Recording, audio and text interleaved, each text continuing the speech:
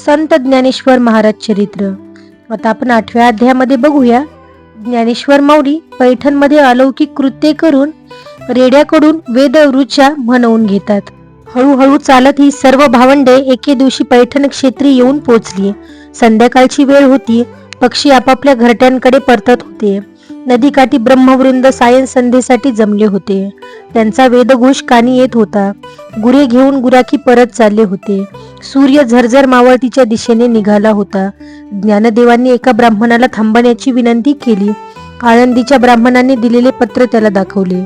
तेव्हा त्याने सांगितले की दुसऱ्या दिवशी 3ऱ्या प्रहारी जेव्हा ब्रह्मवृंद शिवालयाच्या प्रांगणात जमा होईल तेव्हा हे पत्र सादर करा. एवढे सांगून त्याने या चौघांसाठी भोजनाची व्यवस्था केली. चौघेही भोजन करून निद्राधीन झाले. दुसऱ्या दिवशी 3ऱ्या प्रहरी शिवालयात धर्माचार्य जमले.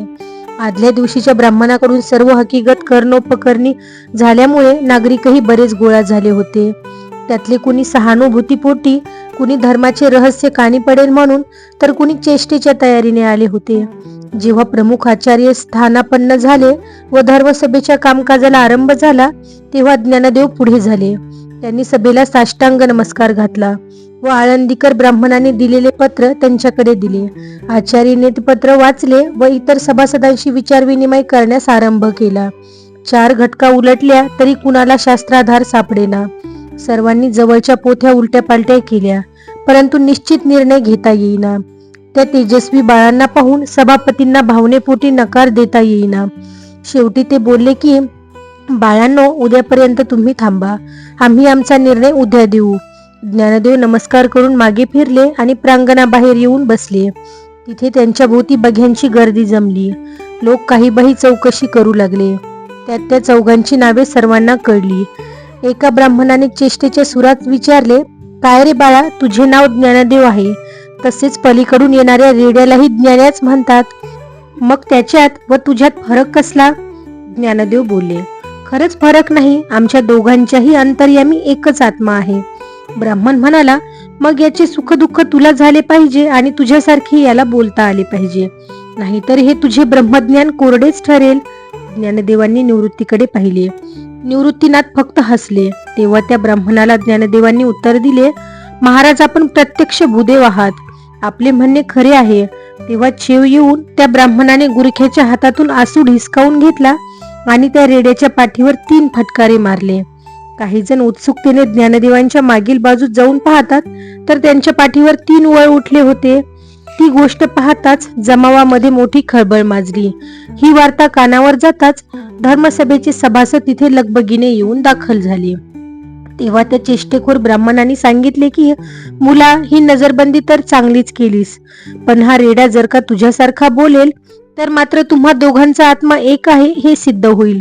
असे ऐकून ज्ञानदेव म्हणाले, अवश्य असेच हो.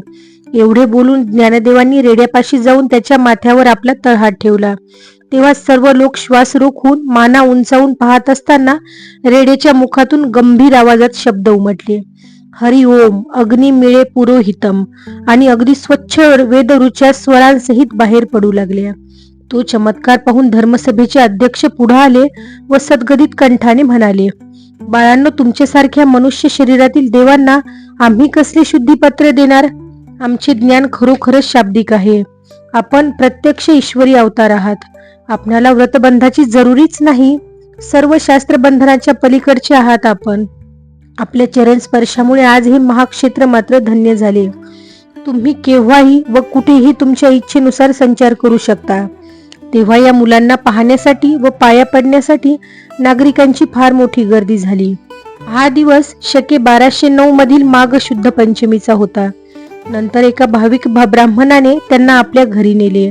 त्यांची उत्तम प्रकारे बडदास्त त्याने ठेवली, पण तरी सुद्धा काही गर्विष्ठ ब्राह्मणांना या मुलाचे महत्व सलत होते. ते यांचा पाणउतारा कसा करता येईल अशा संधीची वाट मात्र पाहत असत. परंतु असंख्य नागरिकांच्या श्रद्धेमुळे त्यांना उघड मात्र काही बोलता येत नसे. तथापि काही दिवसांनी तशी संधी आपोआप चालून आली. त्याचे असे झाले की ज्ञानेश्वरादी भावंडे ज्या विप्राच्या घरी होती त्याच्या वडिलांची श्राद्ध तिथी आली. पण इतर ब्राह्मणांनी एकत्र जमून कट केला आणि त्याच्या घरी कुणीही ब्राह्मण जायला तयार झाला नाही. बिचारा अगदी निराश झाला. ज्ञानदेवांनी विचारले, तेव्हा त्या ब्राह्मणाने खिन्न होऊन सर्व परिस्थिती त्यांना सांगितली. ज्ञानदेवांनी सांगितले की काही हरकत नाही, श्राद्धाची तयारी करा.